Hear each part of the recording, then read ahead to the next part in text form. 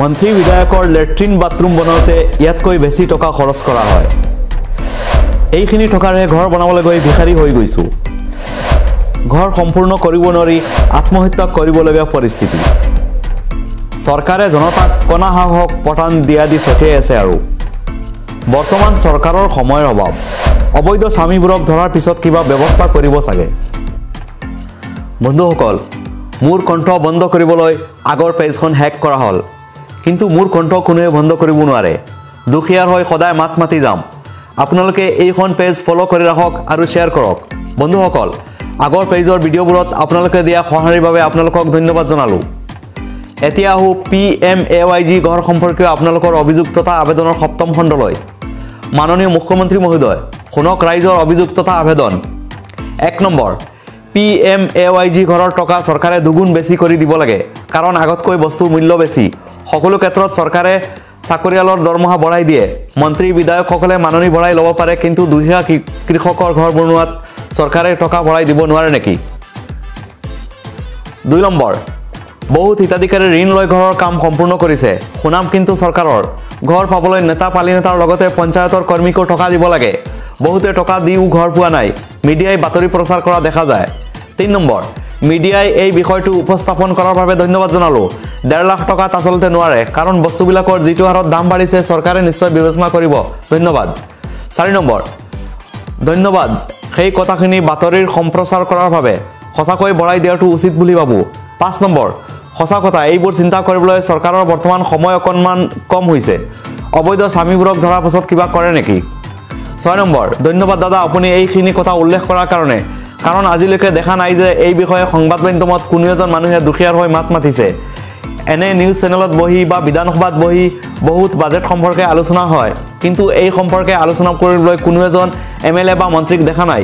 গতিকে আমাৰ প্ৰধানমন্ত্ৰী মহোদয়লৈ কাতৰ আহ্বান জনালোঁ যাতে লগতে আমাৰ ৰাজ্যৰ মুখ্যমন্ত্ৰী মহোদয়লৈ কাতৰ আহ্বান জনালোঁ যাতে আমি দুখীয়া মানুহে এই ঘৰটো ভালকৈ নিৰ্মাণ কৰিব পাৰোঁ। গতিকে এই বিষয়ে আমাৰ কেন্দ্ৰীয় চৰকাৰ বা ৰাজ্য চৰকাৰে সিদ্ধান্তটো গুৰুত্ব সহকাৰে ল'ব বুলি আশা ৰাখিলোঁ। 7 নম্বৰ, আপোনাক ধন্যবাদ জনালোঁ। প্ৰধানমন্ত্ৰী ডাঙৰীয়ালৈ আবেদন প্ৰেৰণ কৰক টকাৰ পৰিমাণ বৃদ্ধি কৰিবলৈ। 8 নম্বৰ, সঁচাকৈ এইখিনি টকাত কি ঘৰ হ'ব? ঘৰ নোলাব, ঘৰৰ মানুহখিনিক অশান্তি কৰিব চৰকাৰে। 9 নম্বৰ, thank you for make this video'. 10 নম্বৰ, গাঁও সভাত উপস্থাপন কৰিছিলোঁ, কামত অহা নাই। অসমৰ প্ৰতিখন পঞ্চায়তৰ গাঁও সভাত উপস্থাপন কৰিবলৈ সাধাৰণ জনতাক আহ্বান জনালোঁ। 11 নম্বৰ, মুঠতে এই চৰকাৰৰ সকলোবোৰ তুগলকি নীতি। অসমীয়াত এষাৰ কথা আছে নহয়, আবুহা বৰা বুলি। মুঠতে চৰকাৰে জনতাক কণা সাহস পঠান দিয়া দি ছটিয়াই আছে আৰু। 12 নম্বৰ, সঁচা কথা, ৰাজহুৱা কামত মাত মতা মানুহ নাই। 13 নম্বৰ, মই এই বিষয়ে পোষ্ট এটা কৰিছোঁ। যদি সকলো জনসাধাৰণে নিজৰ মত দাঙি ধৰি এটাকৈ পোষ্ট কৰে তেন্তে সফল হ'ব পাৰিম বুলি মোৰ বিশ্বাস। 14 নম্বৰ, অসম্ভৱ। 1,50,000 টকাৰে বনোৱা ঘৰটোৰ তুলনাত এজন মন্ত্ৰীৰ চৰকাৰী আৱাসত বনোৱা লেট্ৰিন বাথৰুমটোত ইয়াৰ 4 গুণ টকা খৰচ কৰা হয়। 15 নম্বৰ, এইবোৰ চৰকাৰী ঘৰ বানপানী, ধুমুহা, শিল বৰষুণ, বজ্ৰপাত, বনৰীয়া জীৱ জন্তুৰ আক্ৰমণৰ পৰা ৰক্ষা পাবলৈ সমূহীয়াভাৱে চৰকাৰী মাটিত কেইবামহলীয়া RCC ঘৰ নিৰ্মাণ কৰিব লাগে। লগতে সৌৰশক্তি চালিত পোহৰ, বিজুলী আদিৰ ব্যৱস্থা কৰিব লাগে। তেতিয়াহ'লে একে খৰচতে বহু সমস্যাৰ সমাধান হ'ব।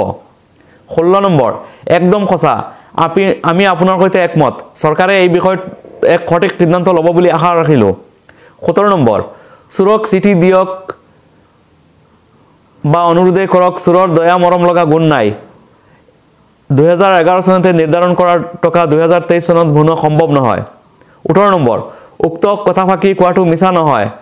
বস্তুবোৰৰ যিয়ে দাম, সেইমতে ঘৰ এটা ৰুম সম্পূৰ্ণ বনাবলৈ বা ভালকৈ কৰিবলৈ হ'লে সেই আজিকালি দিয়া 2,70,000 কোনো নহয়। চৰকাৰে দুখীয়াসকলক সদায় ঠগিয়ে ৰাখে সঁচাই, কিন্তু সেই চাকৰিয়ালসকলক বছৰত 4 বাৰ দৰমহা বাঢ়ে। নহ'লে এইটো নকৰে কিয়? পুৰা ইনকুৱাৰী কৰি প্ৰতি ঘৰে ঘৰে চৰকাৰী চাকৰি এটাকৈ দিবলৈ চেষ্টা কৰি দিয়ক, নহ'লে সেই দুখীয়াসকলক। 18 নম্বৰত দিয়া মন্তব্যজনে 2,70,000 টকা বুলি উল্লেখ কৰিছে। আচলতে 2,70,000 নহয়, এতিয়াও 1,50,000 দিয়া হৈছে। এতিয়া 19 নম্বৰ মন্তব্যলৈ। এই ইষ্টিমেটখন সেই সময়ৰ নিৰ্মাণ সামগ্ৰীৰ বাবেও বাজেট কমেই আছিল। বৰ্তমান গৃহ নিৰ্মাণৰ সামগ্ৰীৰ মূল্য তুলনামূলকভাৱে এগুণ বৃদ্ধি হৈছে, গতিকে চৰকাৰে উচিত ব্যৱস্থা গ্ৰহণ কৰিব লাগে। 20 নম্বৰ, যিহেতু 2023 চনত PMAYG প্ৰদান কৰিব, 1,50,000 টকাৰে ঘৰটো সম্পূৰ্ণ কৰা সম্ভৱ নহয়।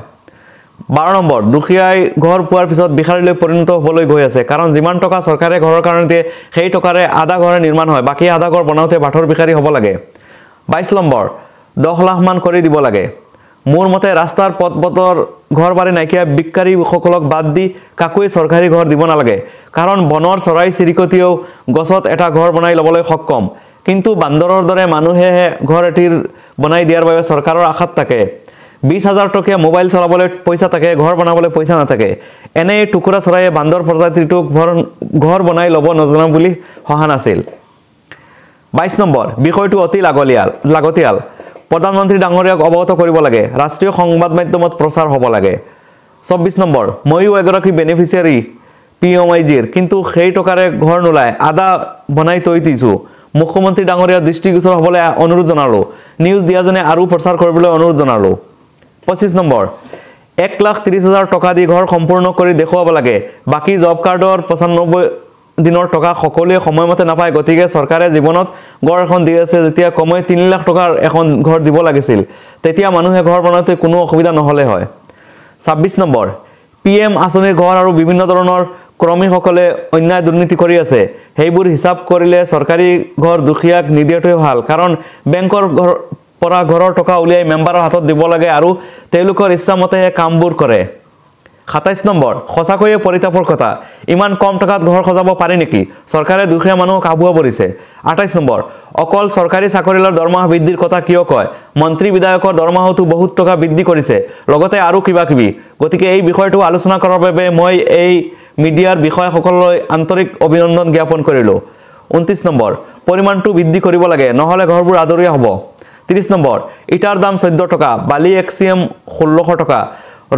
ৰডৰ কুইণ্টেল 6800 টকা 1,30,000 টকা দিছে মাটিৰ দিছে 20,000 টকা মাটিৰ টকাখিনি আদা পাইছে এইবিলাক টকাত ঘৰ হয় নে নহয় আৰু ঋণত পৰিছো 31 নম্বৰ কথাটো একেবাৰে সঁচা সুন্দৰ কথা উপস্থাপন কৰিলে 1.5 লাখ টকাৰে কেনেকৈ ঘৰ এখন নিৰ্মাণ কৰা সম্ভৱ চৰকাৰে কিদৰে হিচাপ মিলালে বুজি নাপালো 32 নম্বৰ পৰিমাণ এবাৰে ধাৰ্য কৰা হয় কিন্তু চৰকাৰখনৰ কৰ্মকাণ্ড দেখি মূৰটো গৰম হয় বন্ধুসকল আপোনালোকৰ মূল্যৱান মতামতৰ বাবে আপোনালোকক ধন্যবাদ জনালো আপোনালোকে এনেকুৱা মন্তব্য কৰি যাব আৰু আপোনাৰ কণ্ঠ এইখন পেজৰ জৰিয়তে চৰকাৰলৈ প্ৰেৰণ কৰাৰ চেষ্টা কৰিম আৰু এই পেজখন আপোনালোকে ফলো কৰক শ্বেয়াৰ কৰক ধন্যবাদ জনালো